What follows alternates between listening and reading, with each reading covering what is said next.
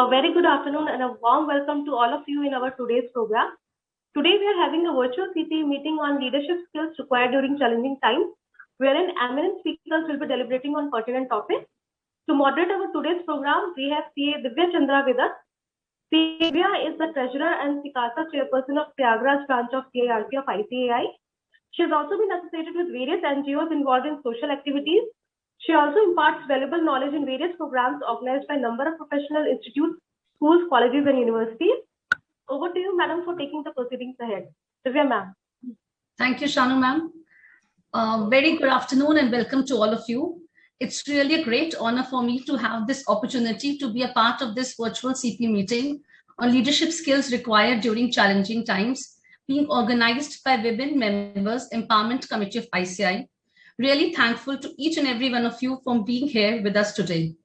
I would like to express my sincere appreciation and heartfelt gratitude to CA Kemisha Soni ma'am, Chairperson, Women Members Empowerment Committee, who is the best example for all of us of inculcating leadership skills during such tough times and a real source of inspiration for all of us. In today's VCM, we will have interaction with our successful women leaders, CA Bhavna Doshi ma'am and CA Sangeeta Agarwal ma'am, who will give us their deliberations on their professional journey and achievements.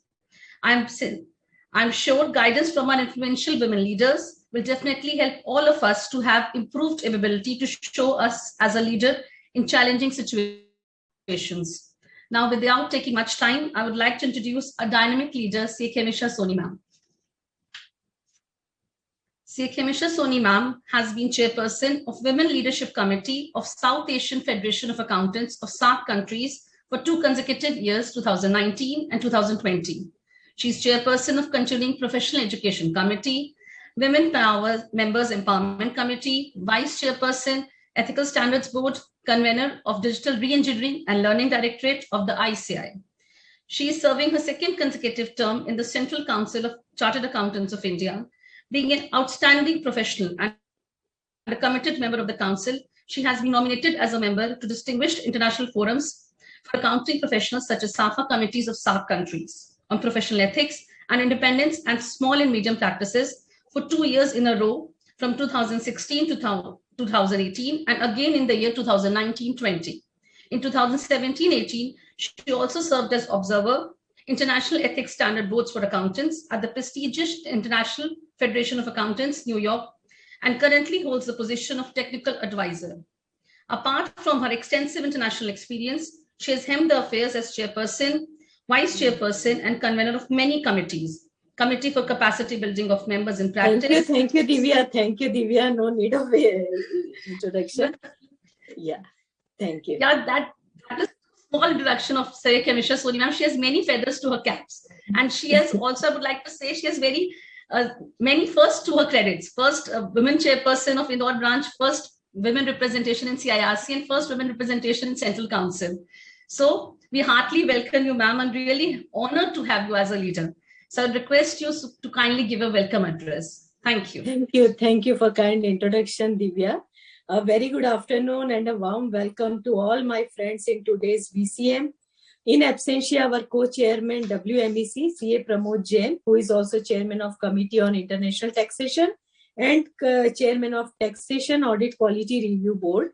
Our renowned and eminent faculty for today's VCM and also ex-former Central Council member, I would say that 2 stalwart of our profession, I can say, CA Bhavna Doshi ji from Mumbai and CA Sangeeta Agarwal ji from Kolkata.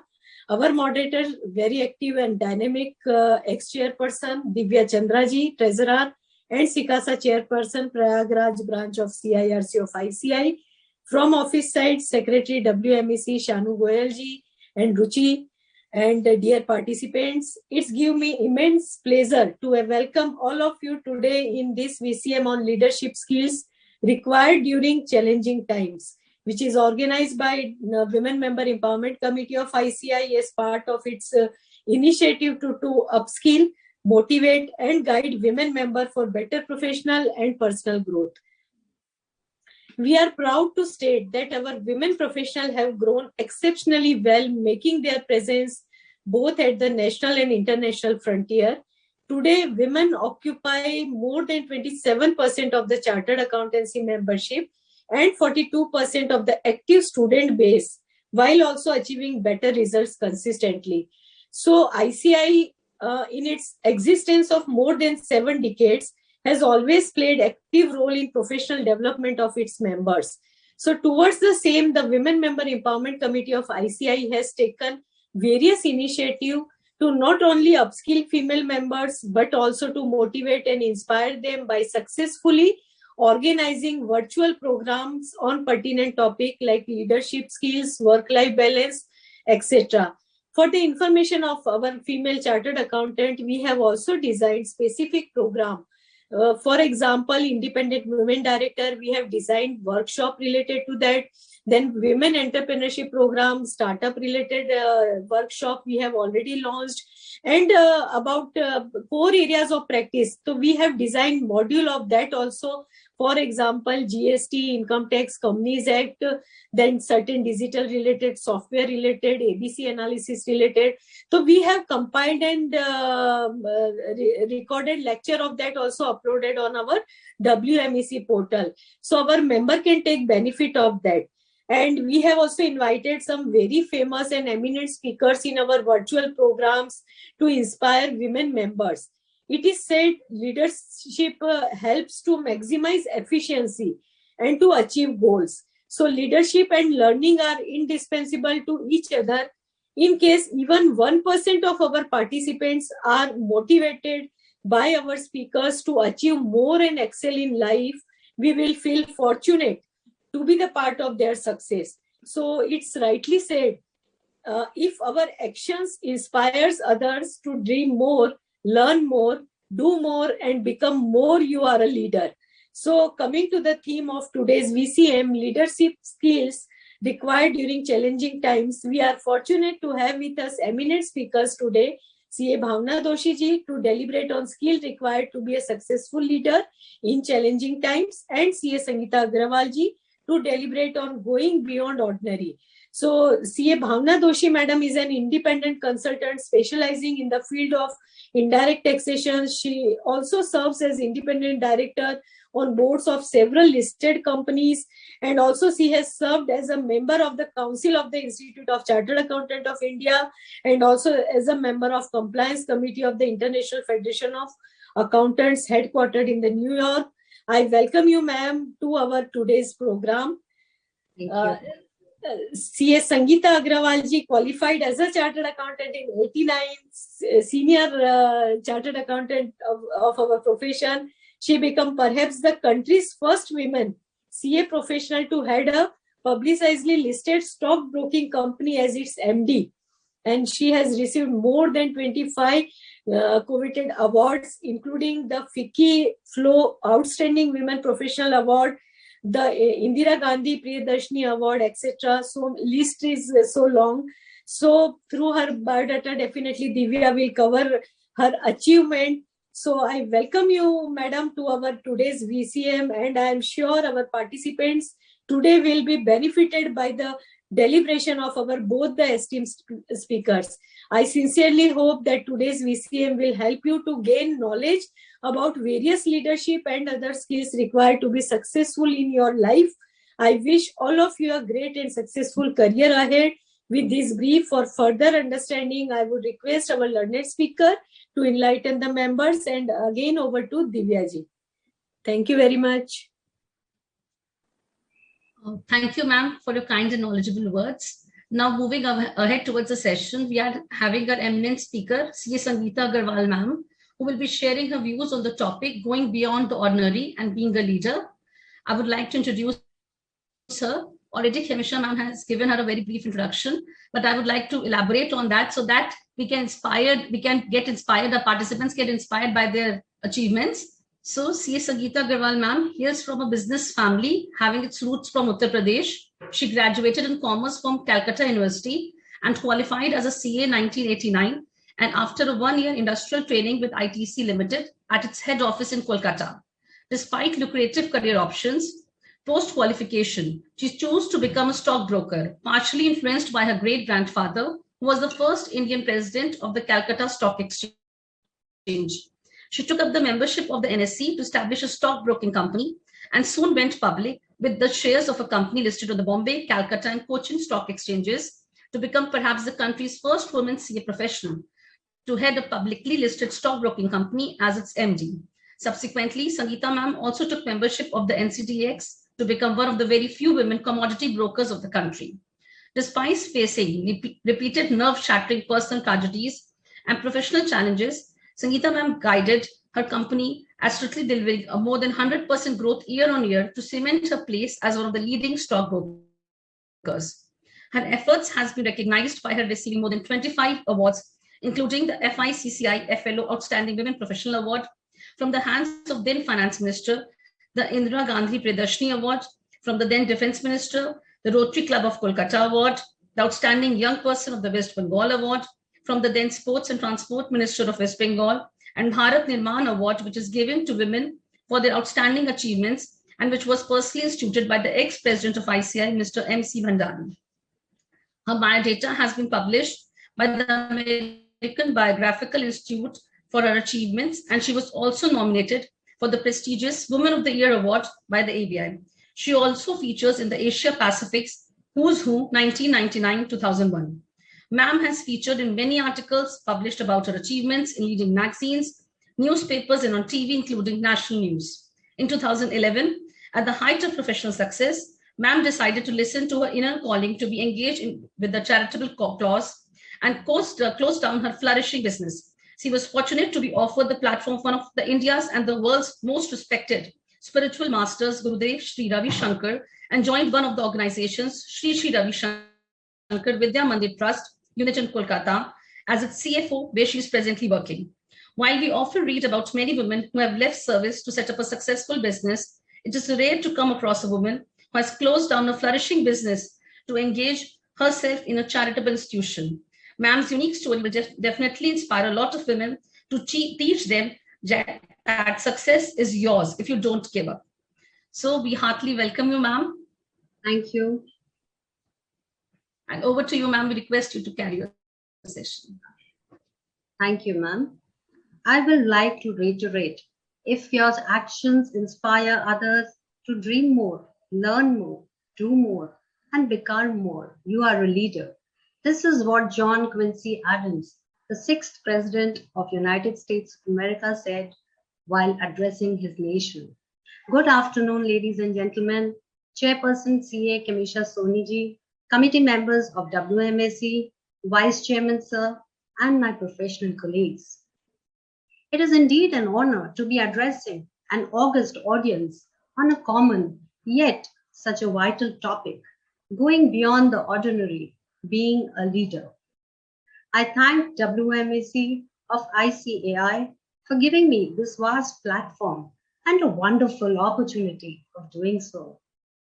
Leadership is an inherent trait in each one of us, often augmented by situations and displayed either willingly or unwillingly, either knowingly or unknowingly by us. It is not an exclusive privilege belonging to few. However, only a few are aware of their leadership traits or get an opportunity of displaying them repeatedly. Most of us are either unaware or complacent about them and are ignorant of the fact that usually some inborn leadership qualities are present in everyone, which evolving work-life situations will require us to display, often more occasionally than otherwise. To begin with, I cannot resist the desire to speak a few words about leadership in challenging times, especially because of the new demands that the ongoing crisis caused due to the pandemic has placed on leadership. Harvard Business Review states, a crisis is a change, either sudden or evolving, that results in an urgent problem that must be addressed immediately. For a business, a crisis is anything with the potential to cause sudden and serious damage to its employees, reputation, or bottom line. It is marked by unfamiliarity and therefore uncertainty. And though it may leave leaders shaken, it can also be present a wonderful opportunity of growth. True leaders flourish in such situations rather than succumbing to it. Hardship has always been a catalyst for remarkable men and women to rise up to challenges. Psychologist Jeremy Hunter has stated that in challenging times, leaders should think about themselves as islands of coherence in a sea of chaos and find strength and abilities that are latent inside them as a leader. Challenging times call for urgent guidance and focused action, requiring a leader to step away from routine daily decisions to take on complex responsibilities. To do this, a leader will have to be capable to use adversity to his or her advantage by taking largely improvised decisions, emphasizing speed over precision, quickly adapting to change, constant engagement with one's team, and passing on authority to lower levels to take swift decisions for damage control, even without approval. Coming back to the subject of my talk today, going beyond the ordinary, becoming a leader, I would like to say that what distinguishes the ordinary from the one that goes beyond is the clarity of one's ideas, the depth of one's commitment, and the openness of continual learning and creating newer and richer experiences for people. This process of going beyond the ordinary is an arduous but rewarding journey of continuous learning and self-development. And the first step in this process is the irrepressible desire and the irrefutable conviction that the leader must have to not only change his or her life, but also that of their team from a life of success to a life of significance.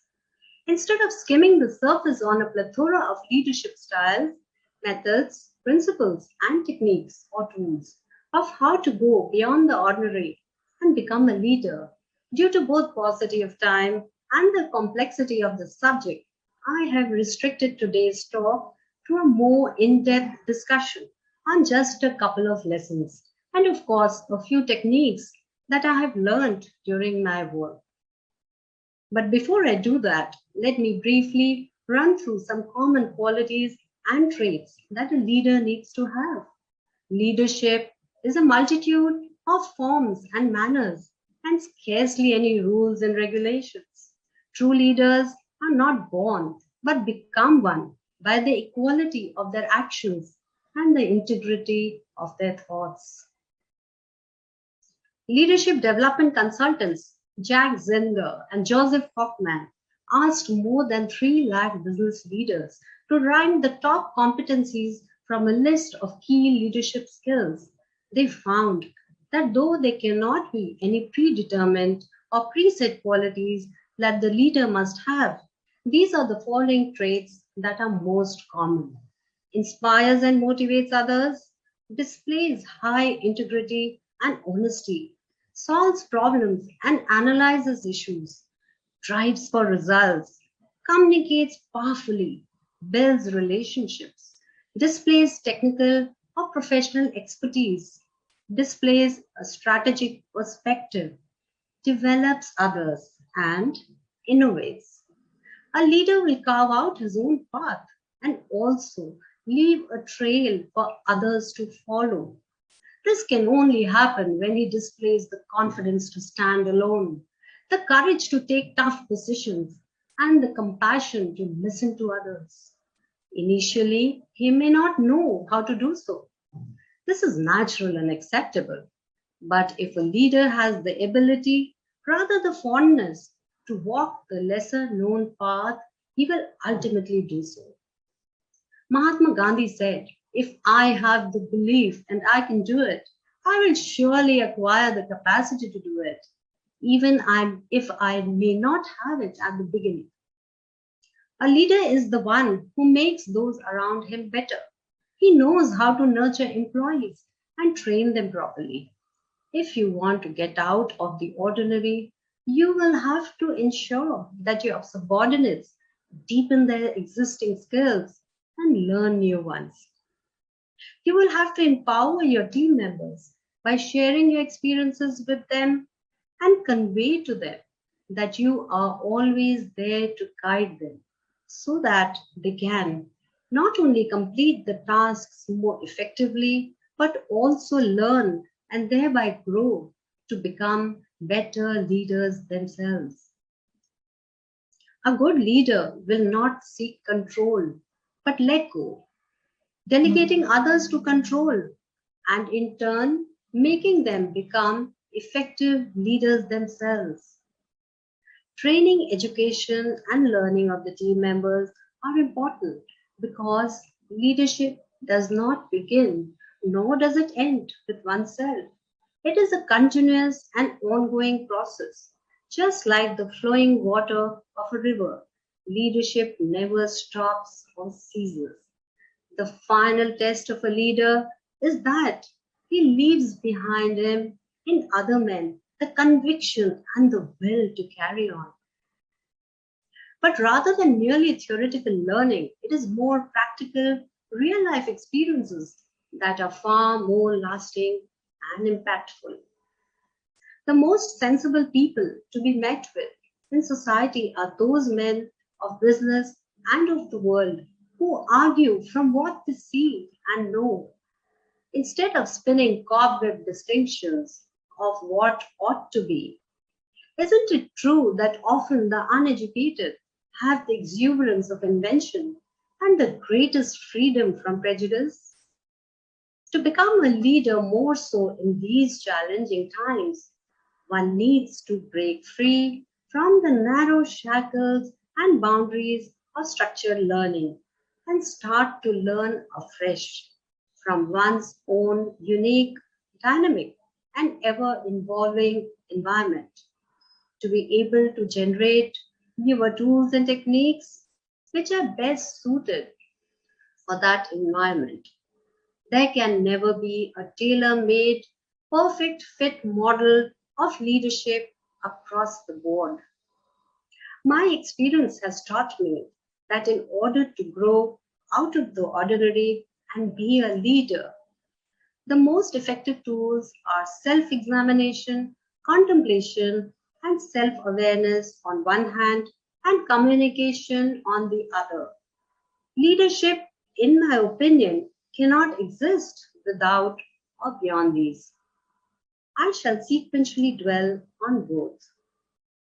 The need for and the significance of self-examination and self-reflection heading to self-awareness has been stated even centuries ago by famous philosophers like Confucius, Socrates, and Plato.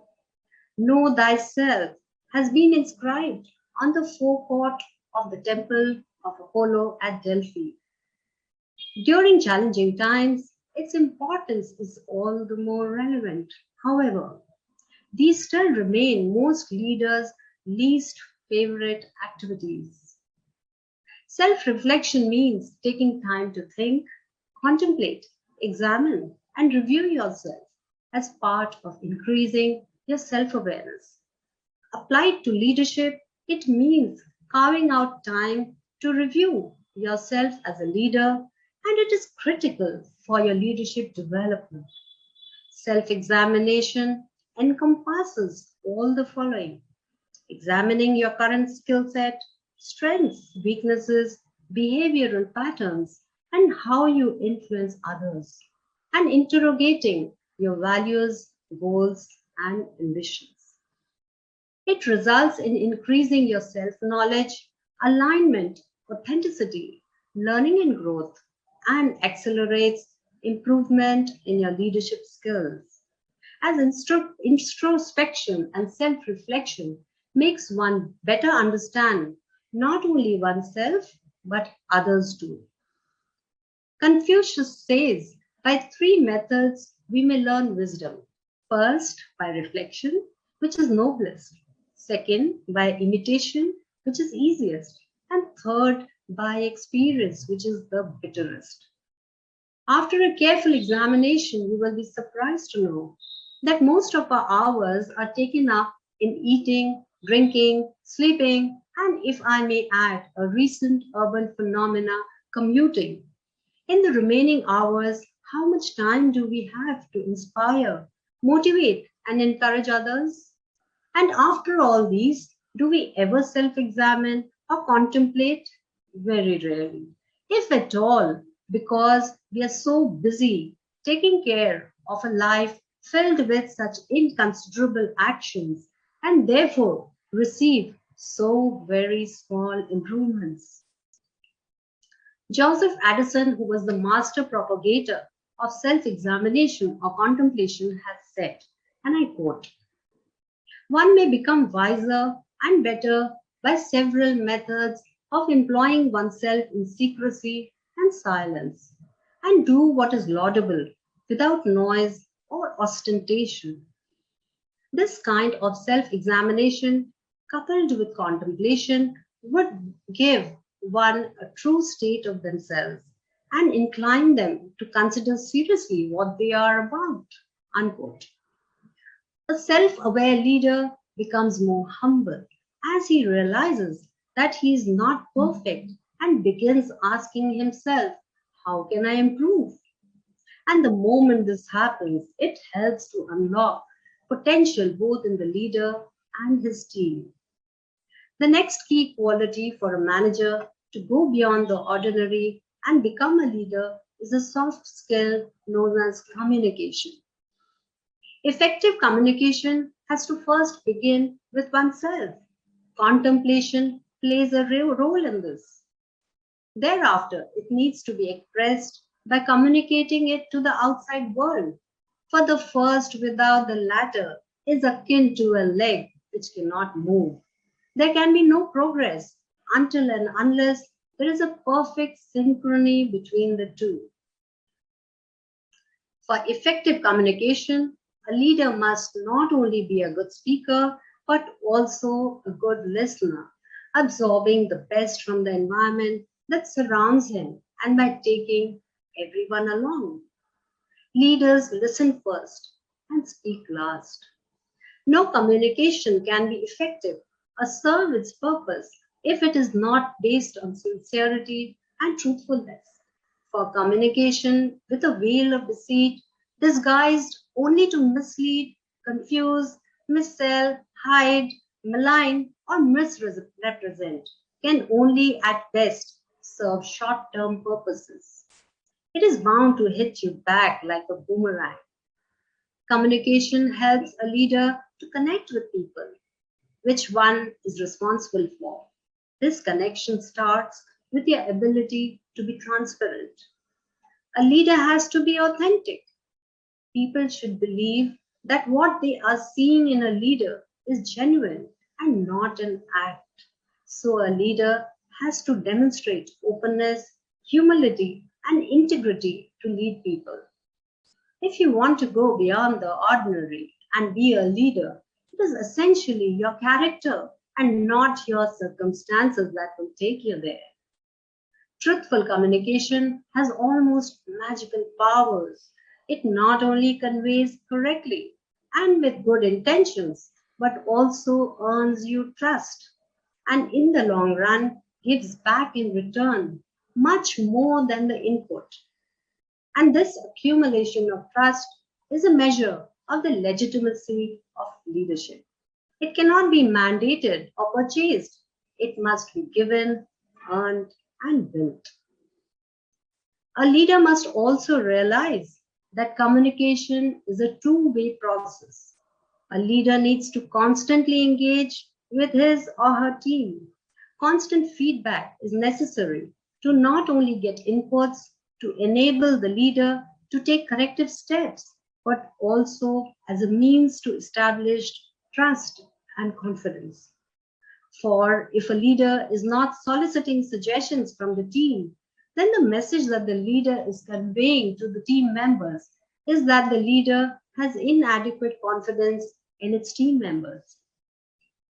One-way communication is the easiest way to eliminate people and create robotic employees who don't think that they have the authority to offer ideas or suggestions. And this will surely result in stunting growth and adversely impacting employee morale. Before I wind up today's talk, I would like to present before you the famous allegorical Christian parable, also famously known as Footprints in the Sand. The lessons learned from this biblical poem have left an indelible mark on me and have been guiding me to improve my leadership style. By following them, I have realized that anybody at any time of his life and in whatever situation he may be in can move out of the ordinary to become an effective leader. The biblical story goes like this. On one beautiful night, a devotee, after worshipping God, went to his cozy bed to sleep. It was a cold winter night, and in the warmth and comfort of his soft quilt, he soon went into a deep slumber. Soon he had a very stunning dream. He dreamt that he was walking along the beautiful beach in the company of God. While he was walking along the seashore, the scenes of different incidents and situations from his life flashed one by one across the dark sky. He kept moving and watching the different stages of his life, his good times as well as bad ones. After the last scene of his life flashed before him, he looked back and noticed the footprints in the sand. For each scene, he noticed two sets of footprints in the sand, one belonging to him and the other of his Lord. All of a sudden, he noticed that at many times along the path of his life, especially at the very lowest and saddest times, there was only one set of footprints. This really disturbed him. So he asked God about this. He asked, God, you said that once I decided to follow you, you would walk with me all the way, all the time. But I noticed that during the saddest and most troublesome times of my life, there was only one set of footprints. I don't understand why. When I needed you the most, you were not there for me. God laughed and after some time whispered, my precious child, I love you and I never left you. When you were fine and healthy, I used to walk beside you. So during such times, the extra pair of footprints was visible. When you saw only one set of footprints, it was then that I carried you in my arms. Wherever you were in difficulty and problem, I carried you to protect you. The single set of footprints that you saw in the sand during the lowest phases of your life were mine, with you in my arms. Similarly, a leader has to adopt different roles depending upon the situation he or she has at times to be a friend, a guide, inspirer, encourager, motivator, mentor, example setter, a catalyst of change, a doer, and a protector also if need be. And more importantly, a leader needs to play all these roles silently without his subordinates even knowing about it. Leadership does not have to come with a bang, announcing itself and proclaiming to bring about its change and reform. A leader is best when people barely know he exists. When his work is done, his aim fulfilled, they say, we did it ourselves. Lao Tzu. I also believe that dogmas and prejudices are merely a state of mind, and it's a leader's duty not to succumb to them, but rather challenge and defy them whenever possible, so that we may break free from the stifling chains of blind convention and bring forth a positive change in society. Given a chance, I will never hesitate to challenge or question such prejudices, whatsoever they may be, so that I am not bogged down by them, but in fact, by challenging them, actually grow. Before I conclude, I must candidly admit that despite my vast experience, I still consider myself to be a novice, both as a leader and also in my journey on the path of leadership. However, I take solace from the fact that Socrates was famed for his wisdom, not because he was omniscient, but because he realized at the age of 70 that he still knew nothing. I hope you enjoyed the talk, dear friends. I would now touch upon few subtle yet important aspects of my life. My experiences have taught me to go beyond the ordinary and to develop leadership qualities. One needs to think differently. There is a mind-body connect, the perfect balance of which is imperative, particularly so for leadership. You will be surprised to know that during the last few years of my association with Sri Sri Academy School at Kolkata, I have never even for a single day missed work or stayed back home due to ill health. I have been a regular practitioner of yoga and meditation since childhood, and I have been fortunate to receive the blessings and inspiration from Gurudev Sri Sri Ravi Shankar Ji, the founder of our institution, who is a world-renowned spiritual leader. Moving on, during the days of when I was a stockbroker, I remember one day, due to incessant rainfall, the city was waterlogged very steep. Private transport was out of question. And to even board the scarcely operational public buses, one needed to wade through the waist deep water from the house till the main road and again from where one deboarded till office. This was a dangerous proposition, as Kolkata during those days was notoriously famous for open manholes and exposed electric wires during such times. Mobile phones and remote access technology were not available then. It was only possible to log in to the trading platform of the NSE from my office. Since I was committed and aware of the drastic consequences that the volatility of the market would have on my clients, I took the risk and reached office fortunately in one piece. Placing the interest of others over one's own is what makes the ordinary become a leader. This tenacity to go on until the task is done is what brings success. In the midst of all the challenges that volatility and mayhem throw at you, you need to be calm and composed to take the right decisions. Decisions that will not only impact you, but other stakeholders too. This fosters faith and trust along with success. Leadership bereft of commitment is best only a show. It lacks substance. Isn't it true, friends? I'm sure you've all dealt with stock markets, commodity markets, seen it long going up and down. Okay, stock and commodity markets are extremely volatile. Bull phases can be followed by long bear ones. The aftermath of the Harshad Mehta scam, the Ketan Parikh scam, and the 2008 worldwide financial crisis were followed by a long bear market. During such times, work had vanished, confidence was at all-time low, and there were days without even a single transaction.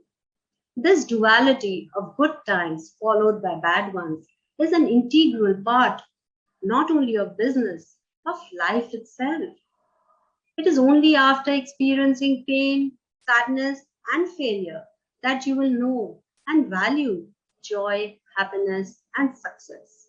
To be a leader, one needs to learn to serve and ride the waves. Unfavorable times require you to be patient, to plan, and remain mentally strong. And when the tide turns and you see a new favorable wave coming, then use your skills to ride it high with passion. I have always applied this principle, which has given me a lot of confidence and also helped me steer through challenging times fearlessly. I have also had my part of troubles in my personal life. During the traumatic period when my son was diagnosed with terminal illness, I had a strong desire to spend whatever little time I could with him. But at the same time, I also had a responsibility and commitment to my work. So I developed a technique of switching on and off. I had no choice. Necessity is the mother of all inventions. I sought my mother's help to take care of my seriously ailing child and reached office every day, sharp at 9 a.m., with a heavy heart, knowing that by staying back, there was little that I could do. Once at work, I shut my mind to extremely disturbing thoughts, but once back home, I shut out work completely and immersed myself in taking care of my ailing son. Though this was physically extremely taxing, involving sleepless nights, it helped me fulfill both the roles effectively. Acceptance is a great virtue.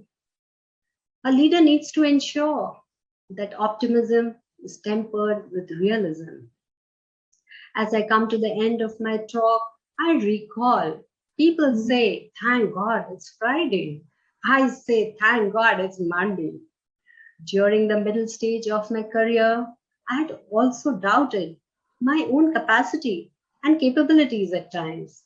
I thought that I am so incomplete and have not given justice to my role as a daughter, mother, or wife. I think each one of us must have encountered such emotions at some point in life. This is perfectly natural and acceptable. But today, as I speak to you, my dear friends, I feel fortunate and complete in sharing my thoughts and experiences of the journey that I undertook to go beyond the ordinary and be a leader. Thank you. Over to you, ma'am.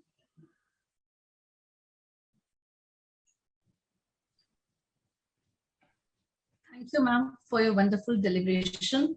And I hope the participants have learned that in order to go beyond the boundary, a leader have to develop certain qualities. And the most important of all is self-introspection, realizing your weaknesses and strengths, and communication skills, which has to be two-way, listening and speaking both. So thank you, ma'am. And I'm also thankful to you for sharing with us the parable footprints from the Bible, which will help our friends to gain the strength in their troublesome times, in their tough times, because going through is such a source of inspiration for all of us. So thank you, ma'am. Now, moving ahead towards the session, we have our second eminent speaker, CA Bhavna Doshi, ma'am. She will be speaking on the topic, skills required to be a successful leader in challenging times. I hope she's here, Shanu, ma'am. Yeah, I'm here. Yeah. I'm here. Welcome, ma'am. So I would like to introduce ma'am to all the participants. Please, Divya, please be brief, right? Just 2 or 3 points. 2 or 3 points. Okay, ma'am. I'll just read the first para then. Bhavna Doshi, ma'am, is a founder partner of Bhavna Doshi Associates LLP, a boutique tax, accounting, and regulatory advisory firm. Is former partner of KPMG member firm in India. With specialization in the fields of taxation and corporate restructuring, she has been providing advisory services to national and multinational entities over 30 years. She is a chartered accountant and holds master's degree in commerce from University of Mumbai. She has many feathers added to her cap, but I will just say a few and move forward. She's a regular faculty at programs organized by professional institutes and business chambers, contributes articles, and also deliver lectures abroad. And we will also be listening to a deliberation and sure will make value addition in our leadership qualities. So thank you, ma'am, and we heartily welcome you. Over to you, ma'am. It's a pleasure. Thank you so much, Divya.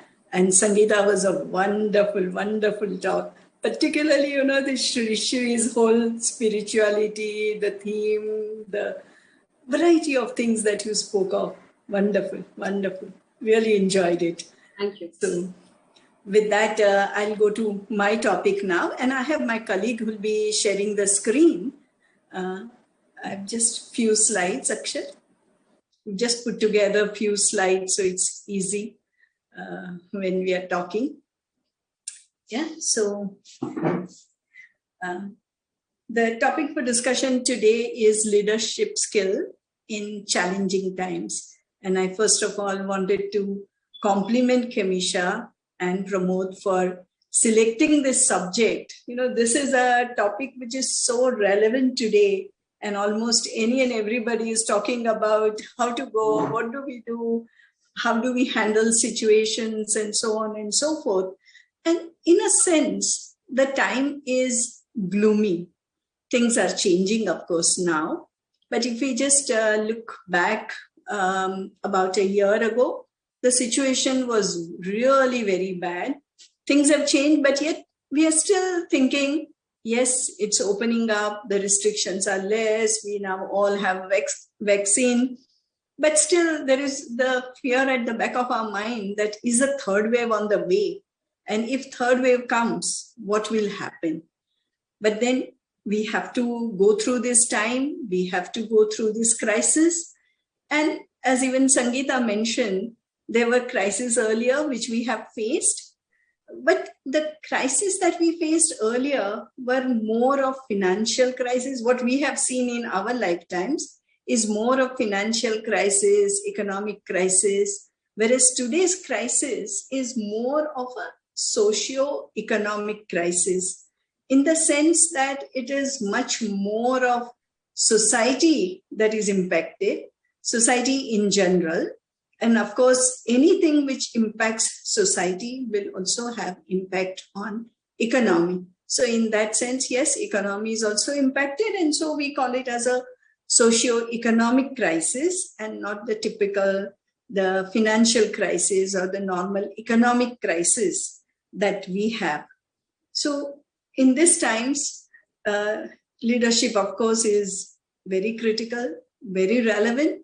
So let's first understand what is the difference between the leadership in the time when it is smooth, the normal time when everything is going fine, we don't have any special situations, and what do the people do at that time? The leaders at that time, by and large, as we say, set the vision. And once the vision is set, the purpose is set, then you have your mission, then you have your values. These are general things. But then based on that, what you do as leader is set the goals. And having set the goals now, you start inspiring people to achieve those goals. You empower them, you work with them, and you, in a sense, you work with all your people. So it becomes people and performance. That's what you try to do. And then you, of course, provide the leadership. So if there is any change required, you bring about that change. And then people are talking about the market share, the customer base, the revenues, the geographies, which is what we also as professionals do. When we are in the normal times, what we think is, what should I now target? What is my next, the business, or how am I going to serve my clients? How do I expand my client base? Which is the new area of service that I can get into? Can I look at new geographies? Just as the normal, large, organized business looks at it, we also look at it, though some do it formally, some do it informally, but we all do that somewhere or the other. And then we set our targets for ourselves, and we try to work around it. And then we look at what is the infrastructure that we need, what are the skill sets that we need, what are the relationships that we need to develop. So how is it different when it comes to the challenging time, that is some hard time when we have crisis? Does it change at all? Or can we still continue to say, this is my vision, this is the goal, and we have to achieve that goal. So how do we do it? And that's where we have a change when we talk about the challenging times. So in crisis times, the leader is the one, Akshay, next please. The leader is the one whom people will look up to. They will continuously see, how are you reacting to this crisis? What are you thinking about? And when you even talk to people, they want to assess that what is at your back of your mind. Are you worried so much? Are you concerned so much? Are you confident? Can you think you can handle the situation? Or are you really worried as to what will I do? And if the leader is seen as somebody who's not very confident, who's concerned, who's worried, then that worry, that fear will set into the people who are there around you, with you. So therefore, what is most critical for the leader in this time, in time of crisis, is to be absolutely confident. He must be also very passionate about what he is doing. And what you do during crisis time is very different. He must also be very honest in communicating. He can't say, oh, don't worry, we are all fine, we'll have our regular revenues or things will happen. No, people understand and they know. So what you need to do is, and what a leader needs to do is honestly communicate to the people that this is the situation we are in, this is how it is, but we will, and Akshar, if you can go to the next slide, we will together come out of it. So as John Hogai has stated, the leader demonstrates confidence that the challenge can be met, the need resolved, the crisis overcome. This gives confidence to the people who are around you that yes, we will meet all the challenges that are coming our way. We will resolve every issue that is coming our way. And at the end of it, this crisis will be overcome. Crisis is always overcome. But how you overcome is very relevant. And that is what a leader communicates. So what is the key during the time of crisis? And I would say it's just people, people, people. The most important part of handling crisis is people. You must be seen as somebody who's empathetic, who's concerned, who's caring for the staff. In fact, at one of the sessions, which during this period when the offices were shut and we were under compulsory lockdown at home, there were certain lecture series which were being organized. And in one of them, the Nestle CEO was the speaker. And again, of course, speaker after speaker were all emphasizing the fact that we need to be with our people, look after them. And this Nestle CEO so beautifully put it. He said, we overcame, and he held a town hall. He went to his people and said, look here, we all got over the crisis which was caused by Maggie issues which had come up. And that time they all felt that the entire business relating to Maggie will go, and perhaps large part of their other business may also be impacted. And he said, I told you, don't worry. We are going to be here. We will handle this crisis. And the biggest concern, and what he said was that they have about 80% of their people who are young. So many of them had traveled from one place to another. Some of them were living as paying guests. From different places when you come, their concern is much more. The fear, the insecurity is much more. So the first thing when this crisis happened, he went around and told people that don't worry, your jobs are safe. Nothing is going to happen to your job. And as far as possible, as much as I can handle, all your salaries will be paid. So don't worry that you will not get your salaries. And this is the biggest concern of people. I remember when we had one of similar programs during that lockdown period, where some young people, they were participating, and the question they had was, we've taken loans, some for housing, some for vehicle buying. And they said, what do we now do? Because our regular income has stopped. Many of them were not getting their salaries in time. So what do they do? And there is really no answer, because when your salary has stopped, obviously your employer or where you are working doesn't have adequate cash flow available. So either they cut the full salary or part salary. It's not that it's just gone, but it will come later. And the only thing one could do at that time or advise them was either try to dig into your savings or see if the loan installments can be rescheduled. But there are so many different types of concerns in the minds of people, and that is what really needs to be taken care of. We also had situation like when people were commuting, when it started opening up and people were commuting, they were so concerned that how do we commute if on the way we somehow if we contact COVID, what will happen? And I'm associated with one of the trusts where they publish newspapers. Now, publication of newspaper, while printing was stopped because the societies were not taking it, there were no distributors. Still, some people were asking for it who were used to it. Some people were not. But at least the online version was on. And that had to be prepared. The work had to be done. And now there were people who were still coming. But we were always worried that what if somebody catches COVID? What happens if somebody is really affected? And then the first thing we decided we'll do is we'll take the insurance for them.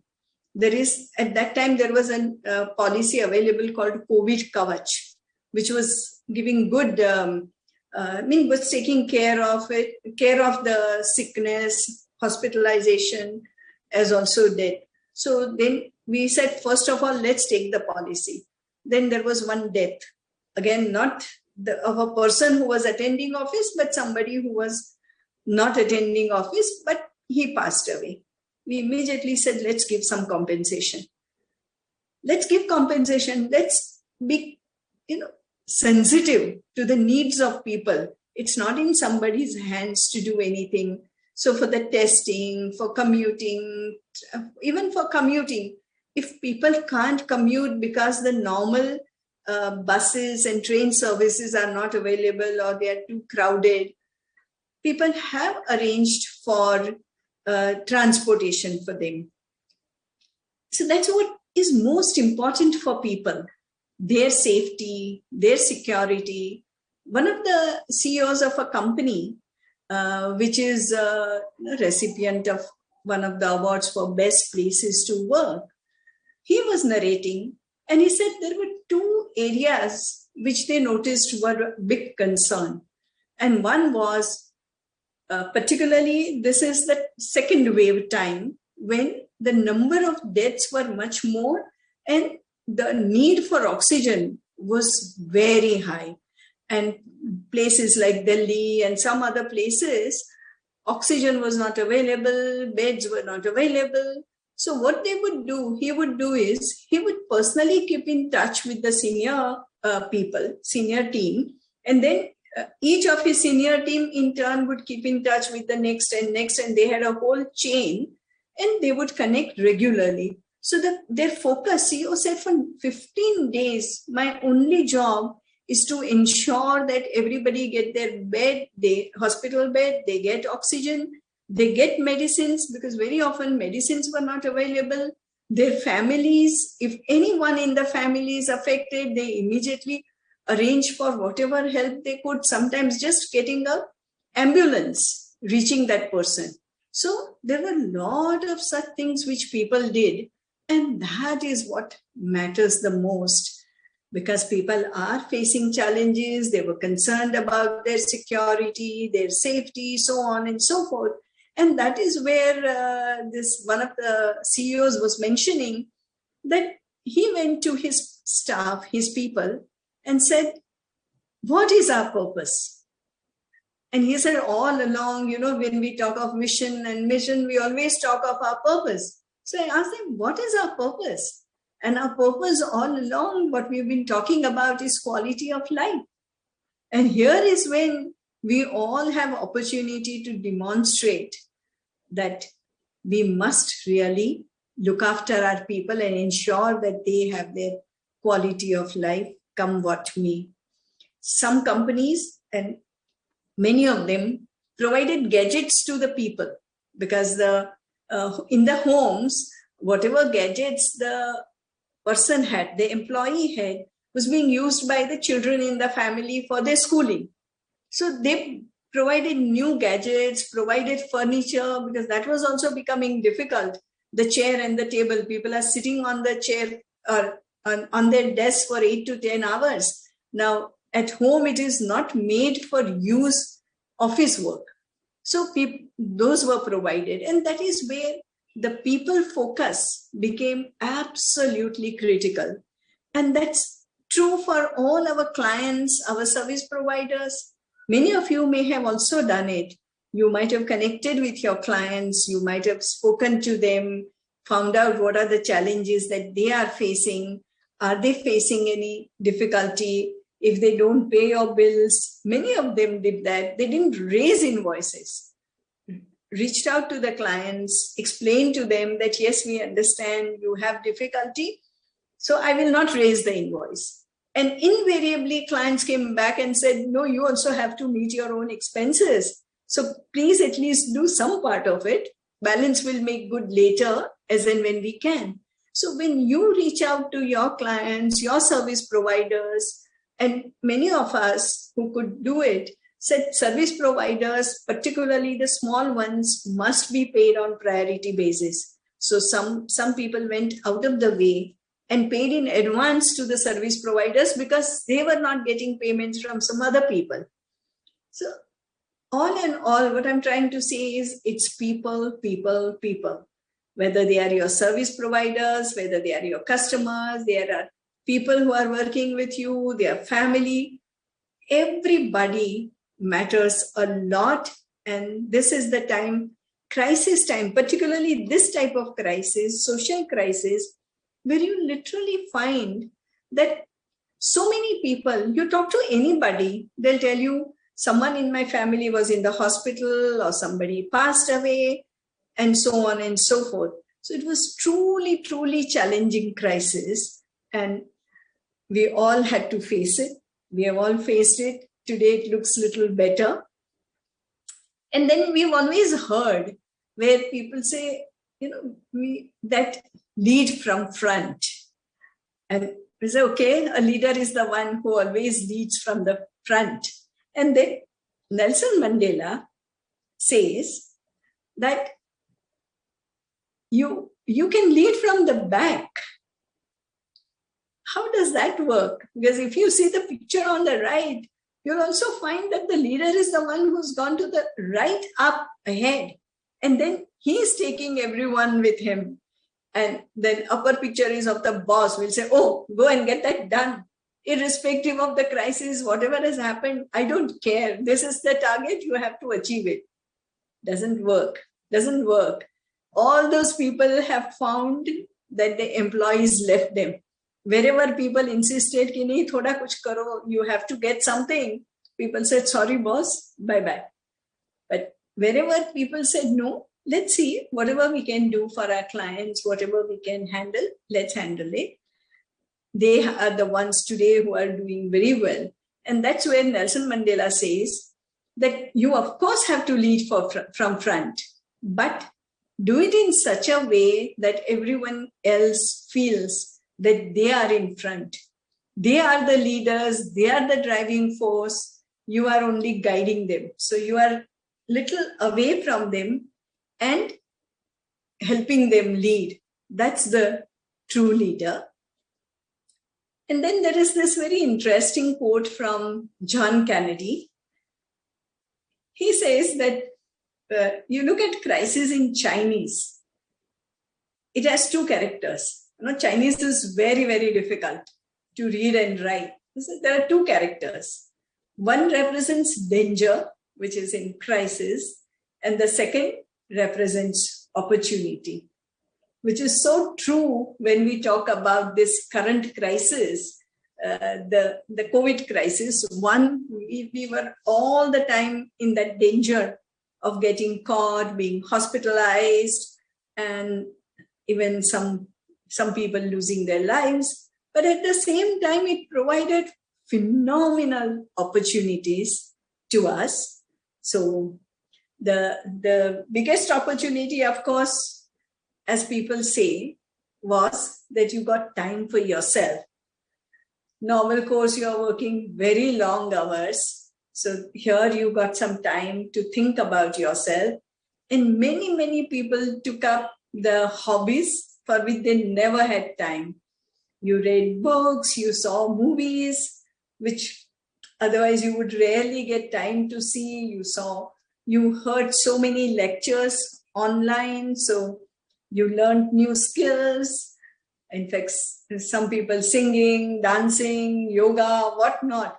Anything that one wanted to do in life and couldn't do it, you found that opportunity and one started learning.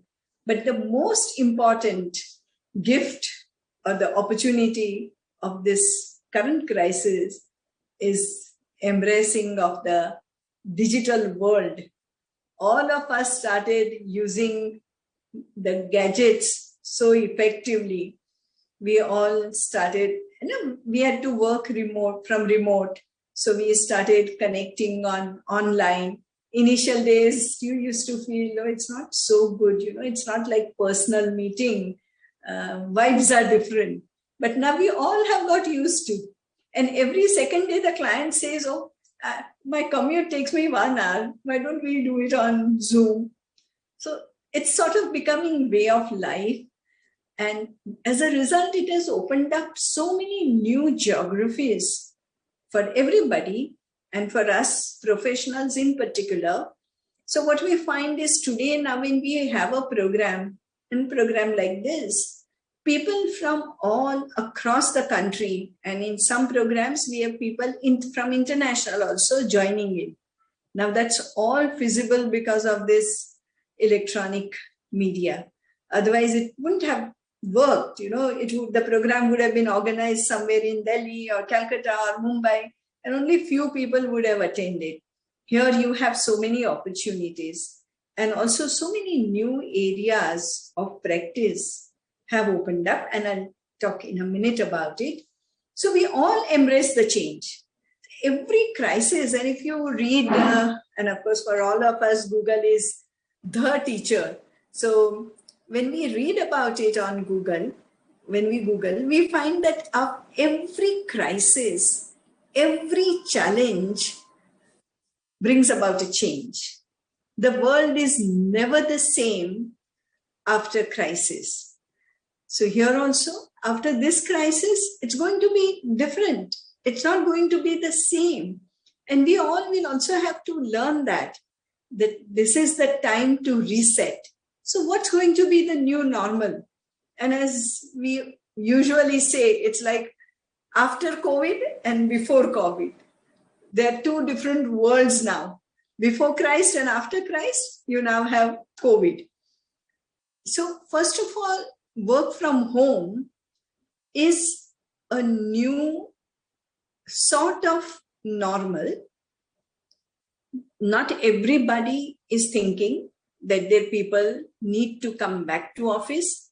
In fact, several people have in fact reduced the office space on the basis that part of their staff will work from home. They will not come to office. So many people who didn't have very big staff, and so many lawyers for that matter, so many consultants who were not so big consultants, in a sense renowned, but sort of individual or one or two people, they have given up their offices and have set up home office. They're working from home. They're saying, why should I go to office? I can do everything from home. I have initial days, one of my friends said, Bhavna, we prepared for everything. But one thing which we forgot, to have our secretaries also stay with us. We had to make that arrangement because then the life would have been as it is, as before. But things have become sort of different. So some people will work from home. Several organizations, and I always used to envy people particularly when I used to go to London at our office, so many of them will say, I take Friday off, or somebody would say, I take Monday off because I go away for weekends. So I work for 4 days a week. Why should I work for 5? I take one day, either Monday or Friday off. So spend time at whatever their outhouse or family house or whatever. But that's the way they do. Some people, and even like in between, for the institute only, we had one program. So there was one very renowned professor. So she said, oh, today is my work from home day, so I'm joining from home. That's what they do, because some days in a week they work from home. They said, so we don't have to commute, and life is so simple then. So perhaps that's what is going to happen here also. Some of us will shift to some days work from home. For example, today, I'm also attending from home. So I'm not going to go to office now. I'll do it from home. So that's what is becoming now a sort of reality, which I would never have done earlier. Another very interesting aspect which is changing is currently you have a situation where you have one boss and many employees. So one employer and several employees. So many people have now shifted away from this model. They don't want to work for one employer.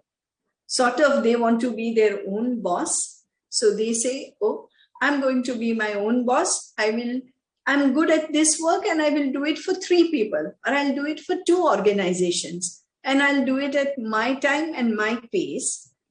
And employers or the people for whom you work are also very happy, because they also say, I don't have work, full-time work for you.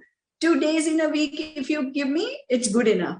So several people, particularly I found in media space, several people, and even in HR space, people have changed over to this model where they've given up their regular jobs and they are doing what they call as freelancing. So they do it for 1 or 2 people and give that fixed days in a week to them. And that's again going to be a change which is what we are seeing. Another very interesting thing is hot desking. What people are now doing is the businesses. So many of them have shifted to what we call as a WeWork model.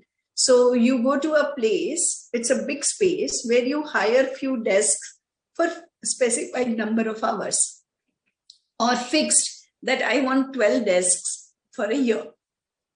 So you will have 12 people at a time who can work there, and your employees will also, because several people who are working from outside. So say our audit staff. So audit staff is outside most of the time. So when they want to come to office, that same desk will be used by them. Then when that person is out, somebody else will be using the space. So you will find that even this infrastructure cost, the investment, is seeing a big change. Digitization, as I spoke already. Another issue is of the cyber risks. They are increasing. We see them day by day. And therefore, it's such a big opportunity for our profession to look at security systems, those who are specializing in that or those who wish to specialize in that. It's another fabulous opportunity which has come up because of this complete change and shifting to digitized world.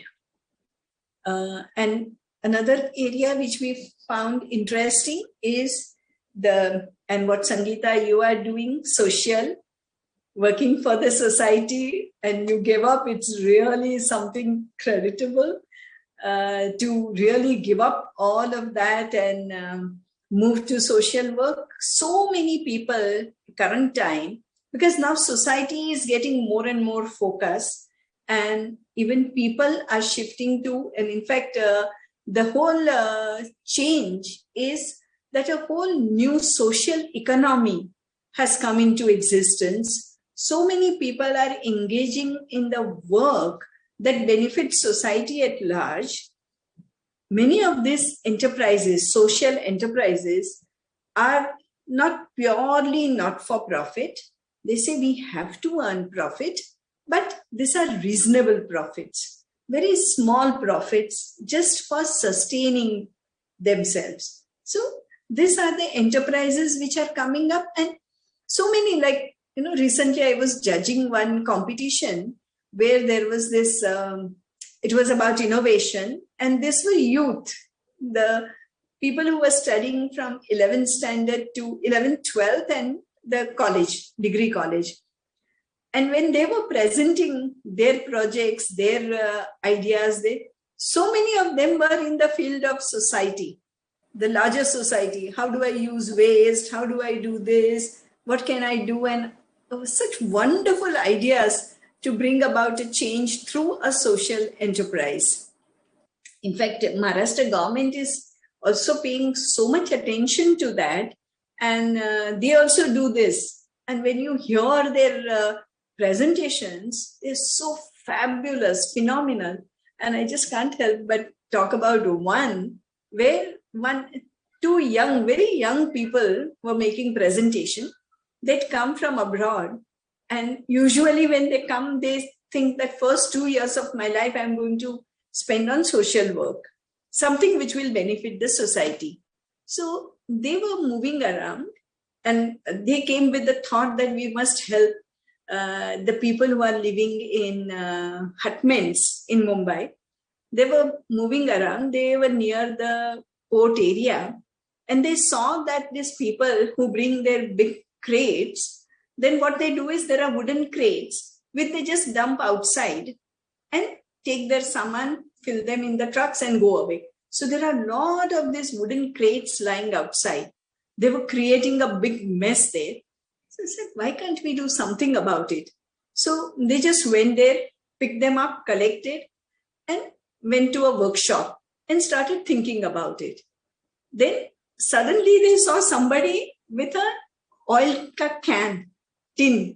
So, oh my God, that's the idea. So they picked up that tin, flattened it, and fixed it on that wooden crate. So wherever there were open gaps, they fixed the sheet, this tin sheet. And from that, they started building the houses.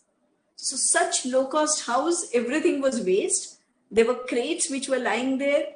And they said, we went around collecting the tins, oil tins, cans, where you get that 16 kg oil. So the tins they started collecting, flattening, and what beautiful homes they had made, small one room, and looked after everything. So where there will be electricity, and they went around these houses in the huts, that what do they need? So they need hooks to hang this, they need that. So this is what people are doing today, the social enterprise, and many are doing. Corporates are also focusing on society, the larger societal good. Of course, the governance and environment are also very critical. Sustainability is another very critical area. So these are the new areas which are opening up for us chartered accountants, because these young entrepreneurs, social entrepreneurs, also need help. They need to prepare their accounts, they need to arrange for their finances, and have to ensure that they comply with all the regulations, so on and so forth. And when corporates are going in for environment, sustainability, governance, lot of work is required in that space where we all as professionals can help. So opportunities galore. It's completely new world, new different opportunities, and that's what the challenging time brings. So the crisis, challenges, danger on one hand, and opportunities on another.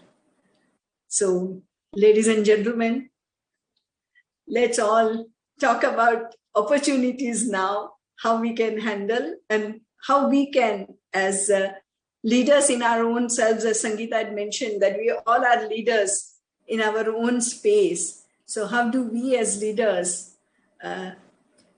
answer different questions or handle different situations? You may like to share some of the experiences that you may have had. So thank you so much for this wonderful opportunity. Actually, you can stop screen share. Thank you. Thank you, ma'am, for such a wonderful presentation. And we all wanted to know that you have been a council member of ICAI and have held such prominent positions. So how do you manage that work-life balance? So all our participants would like to know. So it would have been really difficult task. So we want to know the tips to manage such things. Work-life balance is difficult. No, that's true. No, one can always do that. It all depends on the time of your life, your age, the way you grow, the support that you have. Like I was very fortunate to have very understanding mother-in-law. So she was always helpful. Sometimes I would say, that, okay, today I'll skip. She'll say, why? No, you should not do that. So there are, of course, the supportive family is one, your own passion, your own, the drive that I want to do something. And of course, you have to be ready to put in much longer hours. Because see, as a woman, and particularly in India, we all have grown up with certain notions and we can't give that up. And I don't think it's wrong and we should give up. So to us, children, family, all of them are as important as our work. And sometimes they take priority over the work that we do. So in the early days, when my kids were very small, I shifted to part-time work. Said, no, I don't want to work full-time because it's not going to be feasible. Looking after children, though my mother-in-law was very, very supportive, but still a mother is mother. And said, I'm going to spend some time with them. So for some years, I shifted to part-time work. And one thing I would just like to mention, because I find, and currently when I'm interacting with a lot of young people, they all feel that, no, if we do part-time work or if we take a break, we will just be out. Or when you take a break also, one just doesn't get out. Only thing is, you go behind by 1 or 2 years initially, for first few years of your life, but thereafter you make up. Similarly, when you work part-time, naturally you can't compare yourself. Now, if you have worked part-time for 5 years, and then after 5 years you say, I'm 5 years experienced, people are not going to respect that because you don't have 5 years full experience. And 5 years half experience is not even equal to 2.5 years. It's equal to little less, so maybe 2 years. So one should be mentally prepared to accept that. And once you are back to the work full time, you can make up. And I give this my example to people that me and my husband, both of us almost started together. He was 1 year ahead of me. We both started together. Naturally, though he was 1 year ahead, practically he was much ahead because I'd taken a break because of the kids. So I had slowed down working part-time. But is it that I missed out on anything? No. He served on the regional council. I was also elected to the regional council. I also became the chair of the regional council like him. He got elected to the central council. I also got elected. Today he serves as independent director. I also serve as independent director. I also served in a sense, but everything was 10 years behind. What he achieved in year 1, I did in year 10. But how does it matter? Our life is so long. Doesn't matter. And you have to be satisfied what you want to do and what you want to achieve.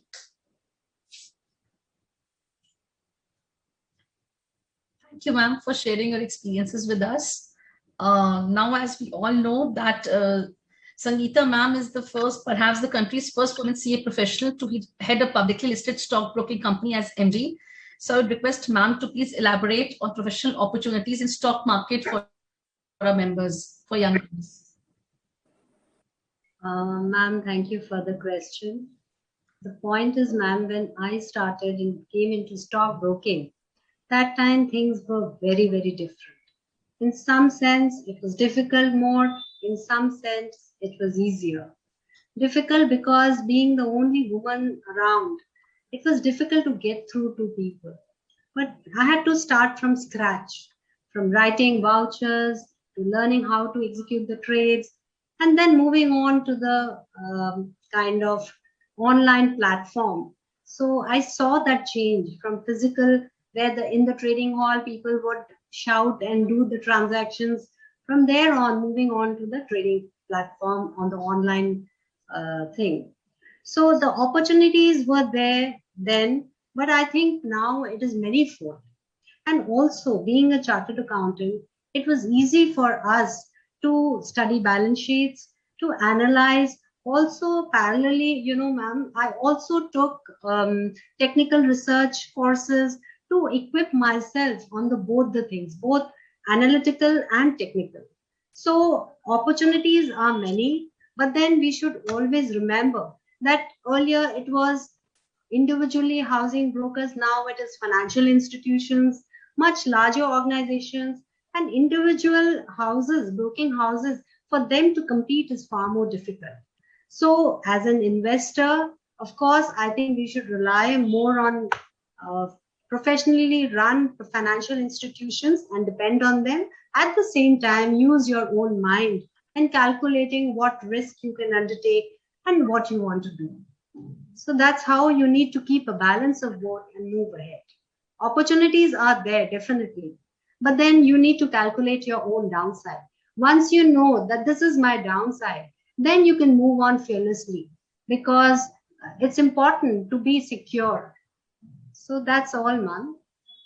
Yeah, but very interestingly, during this lockdown period, many of our professionals have started, not stockbroking per se, but investing in stock. So many of them have started learning. So recently, our WRC had organized one program on capital markets. Right. And I was just asking them that how was the response last year they had organized?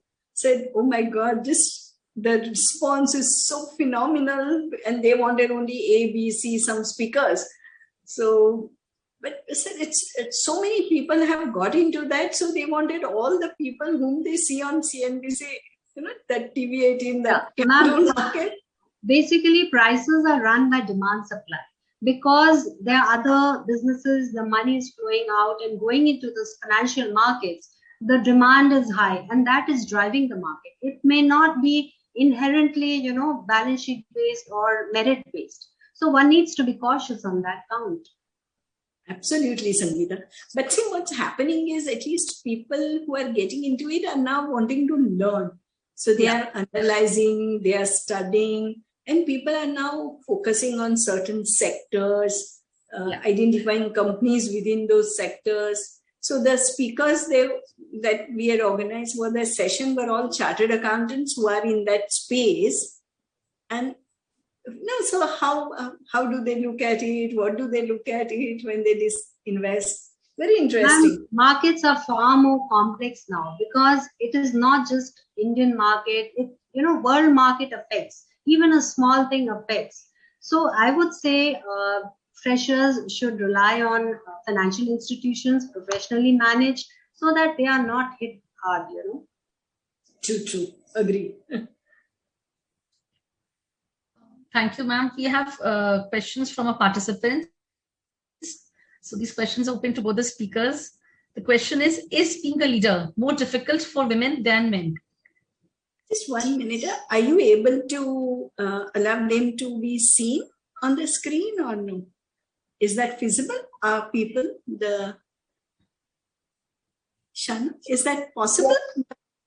The person is asking question to raise hand, so you can allow that person. No, ma'am, it's not. No. We're receiving questions at the admin platform. We're receiving the questions, ma'am. Okay. Yeah. Sorry, Divya. Can you please go ahead? Yeah, it's okay, ma'am. Yeah, shall I repeat the question? Yes. The question is being a leader more difficult for women than men? Sangeeta, you want to go? Yeah, I don't think so, ma'am. I think if you are capable, if you can prove yourself, why should it be difficult? When we approach any organization or go somewhere, you should be able to match up your skills, your knowledge. If you're able to match up, why should it be more difficult? I think we should have to equip ourselves to be able to match it. If you have the capability, I don't think it's difficult. At least I did it. I agree. In a sense, times have changed. There was a time when it was more difficult, and we heard even people saying that as a woman, you have to work much harder, much stronger to prove yourself. But now things are fairly different because women are accepted generally as leaders. In fact, some of the businesses now look for women leaders because they, particularly those which are people-linked businesses, because women are far more considerate, caring, they are more empathetic. So therefore, they look at women leaders. In a sense, it is challenging for women comparatively because men can be ruthless. They can take hard decisions. When it comes to women, they'll think twice when some hard decision is to be taken. So to that extent, there is slight difference, and which will always remain. Ma'am, in leadership roles, I would say it is not so difficult. The difficulty lies in managing both home and work. That is where women, face challenges. It's not just per se leadership, because at the back of their minds, they have lots of other things going on. That is the reason. We are not able to give 100% to what we are doing sometimes. That makes the task difficult. So if you can address that, then I do not think that it's going to be really difficult. Mine is okay, but I felt I'm seeing others.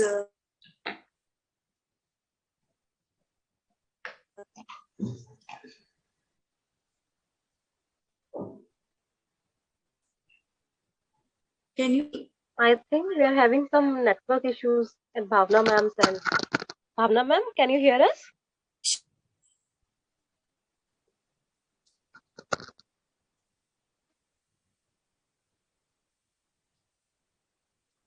Bhavna ma'am, can you hear us?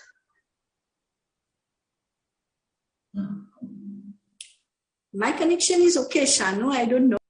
Okay, but we are not able to see you and hear you, ma'am. I think some network issues.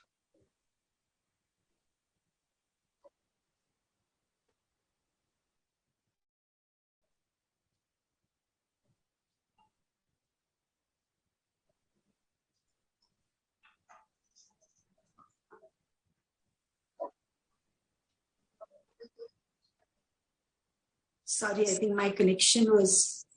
Don't know what happened.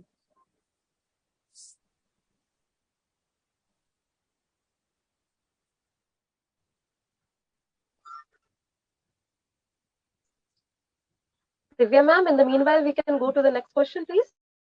Yeah. Because I think so moving towards the second question, which we have from participant. How much support group is important for an individual to be an achiever? Oh yes, it's very, very important, especially for women, because at the early stages of their career, they need support as their children, to rearing up children, how they can, make this possible both for the family and your work. So support is where your extra points, brownie points that lies. If you have good support, it becomes easier. For per se myself, I had my parents in Kolkata and I had my in-laws in Kolkata, and I had both the support, and I have, most important, the most supportive husband. So if I had the support, then I could rely on them so that I'm clear in my head that my child is taken care. He's not just wasting his time, because you see, the first few years of a child is very, very important. He gathers the most in those years. And if you can take this help of support and see that he is not missing out, even though you are away, then that greatly helps. In my case also, my child, he is like an achiever too. He is in the top places. So I would say that that makes a difference. The support is very, very important. It wouldn't be possible if you didn't have the right support.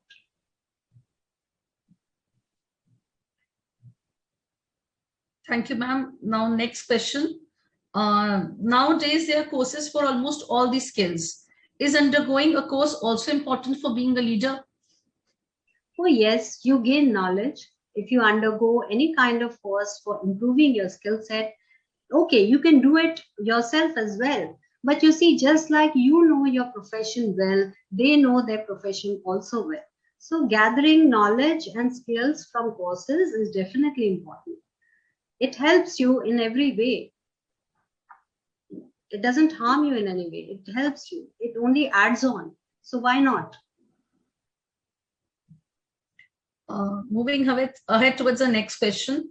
Apart from technical knowledge, what other skills are important for being a good leader? Divya ma'am, I think Bhavna ma'am has joined us back. Bhavna ma'am? Again, some network issues. Not visible and audible. Shanu ma'am, shall we wait for joining? We can wait for Bhavna ma'am for 2-3 minutes. If we can do that, please. Shall we wait for We Bhavna can ma'am? wait for 1 minute. Yeah, we can wait. Okay.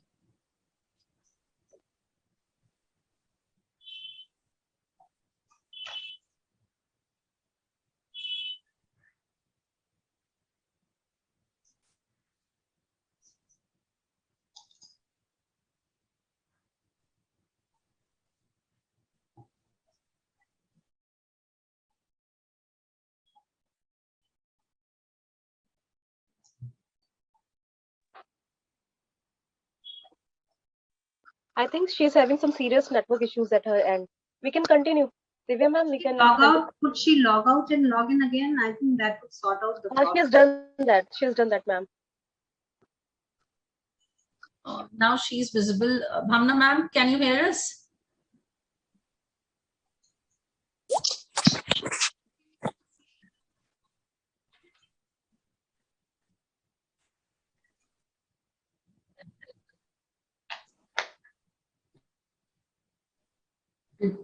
Yeah, I can very much. I've joined from another device. The battery there was very low.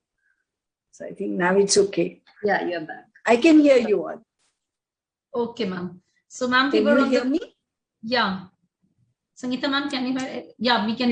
You can hear, right? Yes, Yeah. Yes, ma'am, we can hear you. I think, ma'am, repeat the question so that we could get Bhavna ma'am's views on the earlier questions as well. Yes. Yeah, the question was, how much a support group is important for an individual to be an achiever? Ma'am, Bhavna ma'am, support from who? Group support. Friends, family, how much group support? And what if their support is not there? Like Sangeeta ma'am told, if there is good support, then it's okay. But suppose if the support is not there, if they're not getting that much support, what is the choice before them?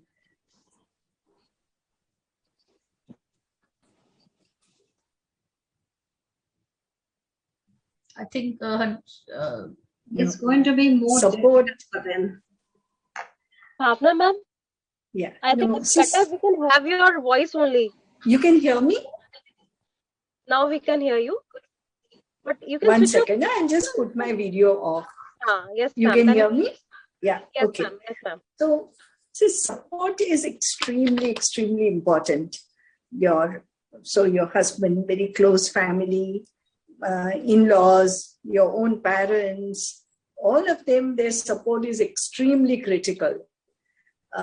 Because without that, to do all the work that you're doing, still, is it frozen or you can hear me? Yes, we can hear, ma'am. Okay, I think I'll stop the video and then maybe it's better. Yes, I'll try doing that. It's better if you stop your video. Yeah. Is it clearer, better now?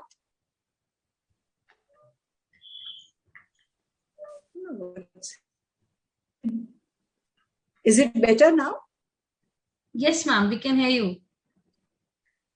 Okay, so the support to my mind is most important. Without that, it's extremely difficult. Like if you have to leave your child in a creche or with somebody, you're not comfortable.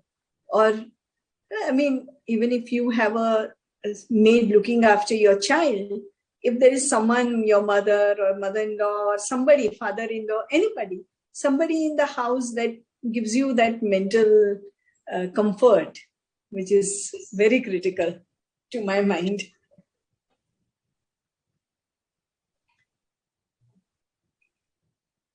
Then the friends, the mentor, as Sangeeta mentioned earlier.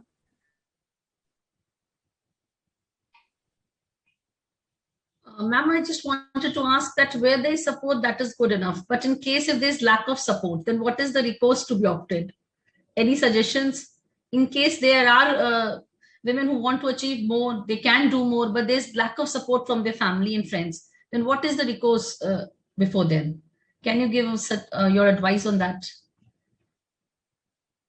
Sangeeta ma'am, if you can add on to that. You have to see your priorities, ma'am. Because if you have a young child at home, then and you don't have support, then you don't have a choice. You can work from home, like Bhavna ma'am said, for a couple of years, work from home or do part-time. You have to see your choices and then, decide what to do. So definitely you can't be at the top of it with no support. People who have support will definitely do better. That's for sure. And mentally, you need to be very, very strong. Your child may be sick, and yet if you have work to attend to, which is important, you can't compromise on that. And yet you can't compromise on your child's health too. So that's the balance you need to have. And if in such times, if you have support, then it greatly helps.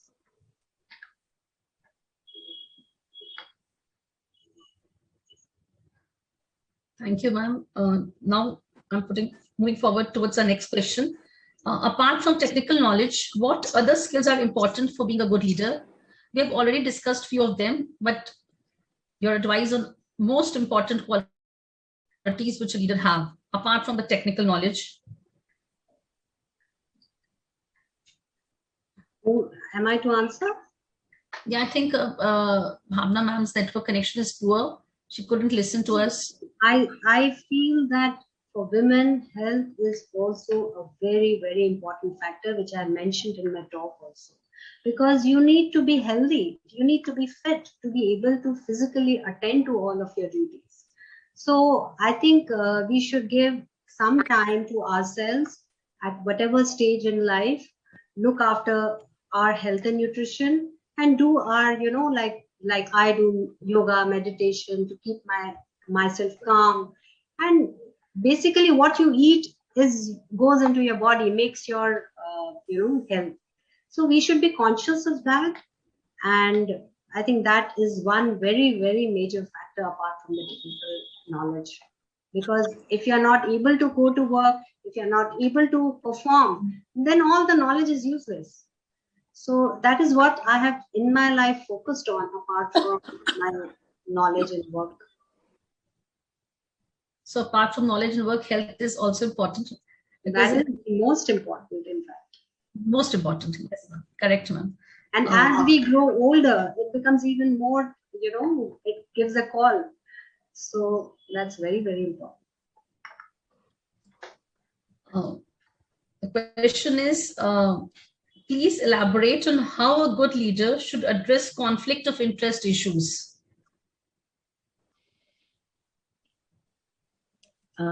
Should I take that, Divya?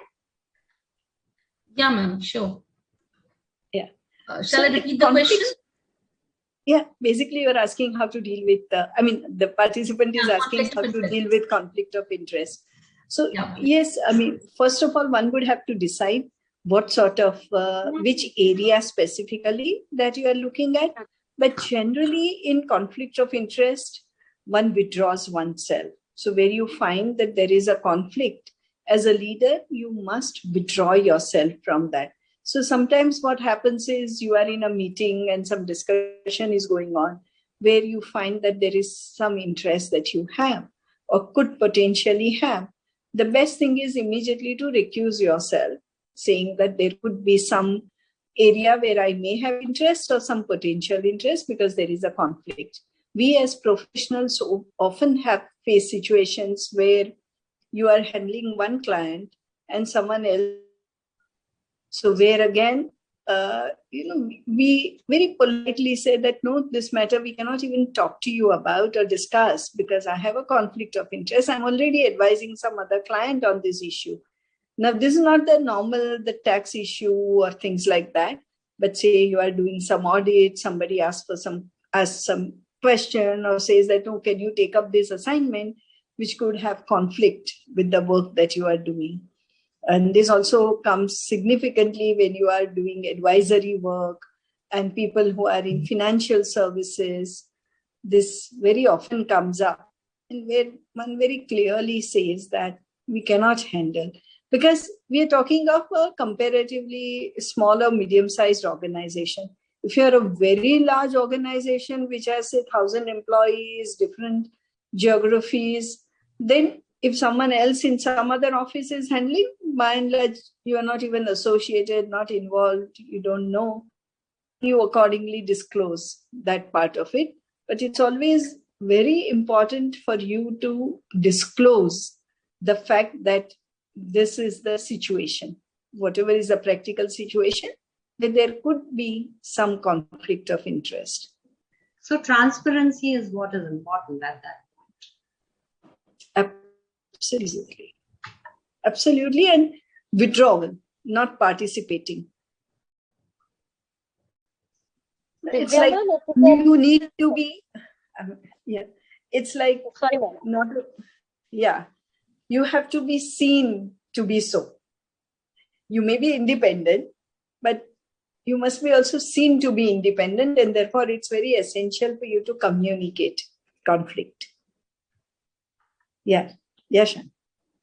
Yeah, I was just saying, like we have some earlier questions. If Divya ma'am can ask those questions from Bhavna ma'am, so that we can have her views also. Yeah, sure. We had question. Nowadays, there are courses for almost all the skills. Is undergoing a course important for being a leader? See, leader is certain skill sets. But as a leader, you also must know your subject. Because if you don't know your subject, how are you going to lead? How are you going to guide people?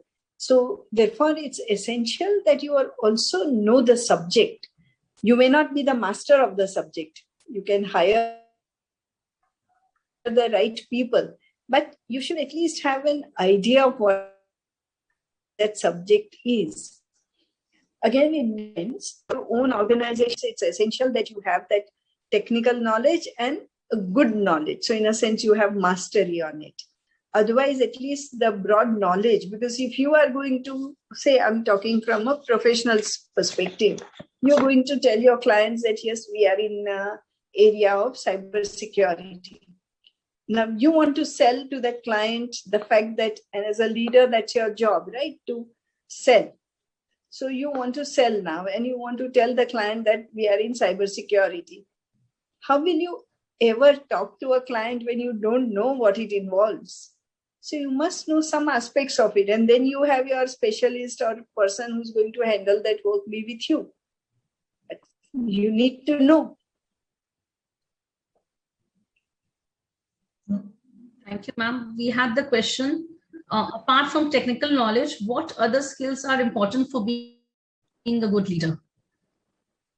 I dealt with many of them, but essentially you have to be able to drive whatever is your vision or mission. So whatever you want to do, you should be able to drive that, and you should be able to take your people with you for that.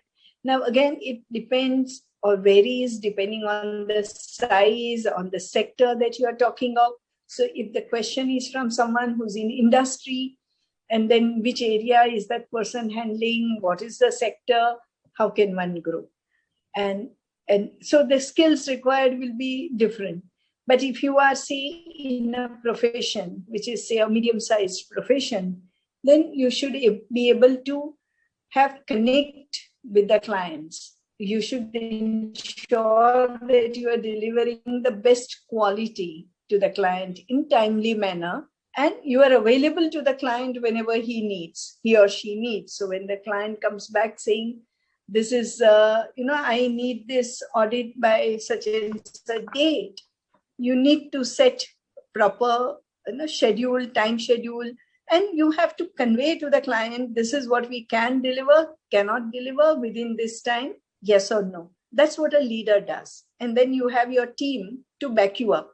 But you can't take unrealistic goals or unrealistic targets. If somebody says, no, I want this work to be done tomorrow, invariably you should be able to convince that person, and as a leader, that no, it cannot be delivered tomorrow, and why it cannot be delivered tomorrow.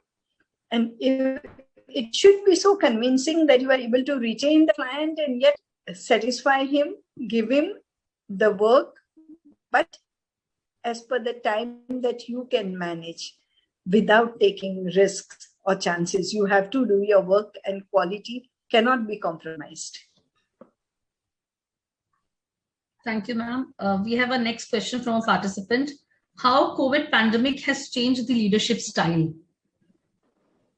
I dealt with it in my presentation.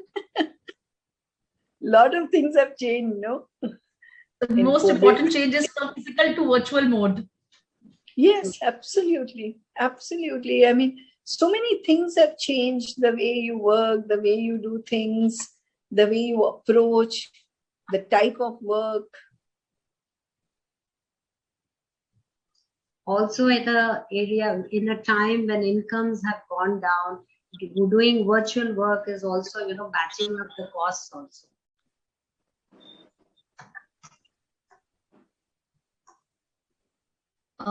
We have a question. In world of men, how does the women professionals develop and lead a mixed team?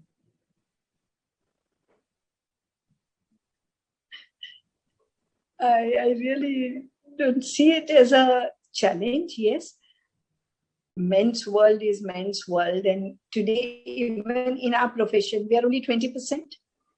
When we qualified, we could count ourselves on fingertips, 4, 5, 3, whatever. So the numbers were very small. Now they are growing.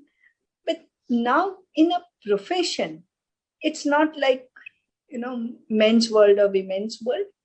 In general, yes, for the country as a whole, we have men dominant group because they were all there at that time. Today, we find most of the offices will confirm that there are 50% women.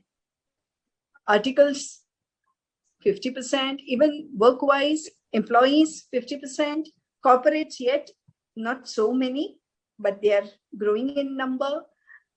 In leadership position, fewer, because if at the base there are not so many, obviously as you keep up, and the number keeps shrinking as you grow up.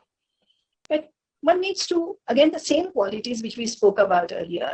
So long as you are confident, you are able to deal with the situation, you know what is expected of you, what is to be delivered, and how to take people along.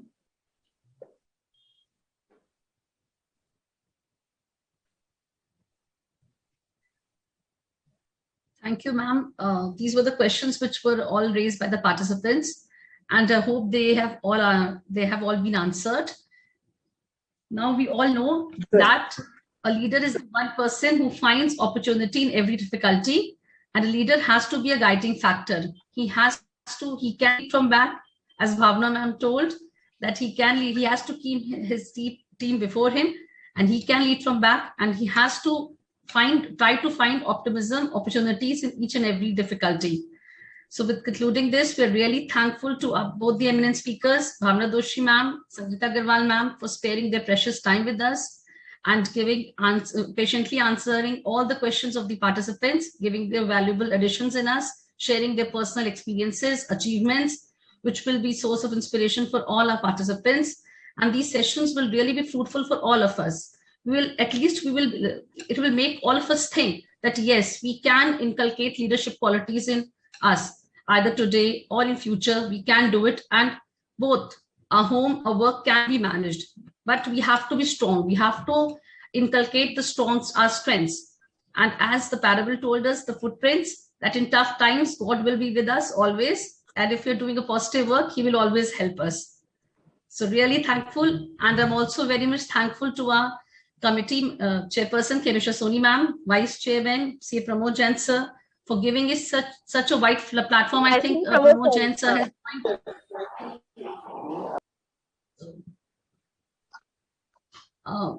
Pramod sir, welcome. Namaste to all. Namaste to all. Sorry, I was out somewhere, so I could not join. Yeah, nice to see you. Same here, same here. We are just waiting for your closing remarks, please.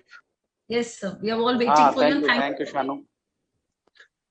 Thank you, Divya ji, Sangeeta ji, Bhavna ji. Bhavna ji, I suppose, has already left. No, Bhavna ji. I'm there. Anji. So great.